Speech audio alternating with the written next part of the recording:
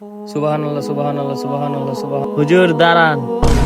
কি হয়েছে ভাই? হুজুর আপনার জন্য একটা সুখবর আছে। আরে ভাই, কি সুখবর, জলদি বলো। আপনার ছোট ভাই না অনেক দিন যাবত চাকরি খুঁজতেছে। হ্যাঁ ভাই, সে অনেকদিন যাবত চাকরি খুঁজতেছে, কারণ তার খুব অভাব। হুজুর ওর আর অভাব থাকবে না, ও চাকরি পেয়ে গেছে, 50,000 টাকা বেতন। হ্যাঁ সত্যি? আলহামদুলিল্লাহ। ভাইয়া ভাইয়া আমাদের বাড়ির ছাগলটা না কিছুক্ষণ আগে মারা গেছে।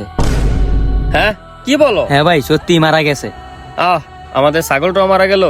যাক আলহামদুলিল্লাহ। আচ্ছা হুজুর, আপনি ভালো খবর পেলেও আলহামদুলিল্লাহ বলেন, আর খারাপ খবর পেলেও আলহামদুলিল্লাহ বলেন। এর পিছনে কারণটা কি একটু বলেন?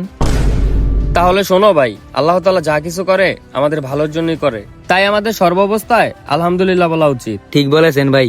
হুজুর আজকে আপনার কাছ থেকে ভালো একটা কিছু শিখতে পারলাম।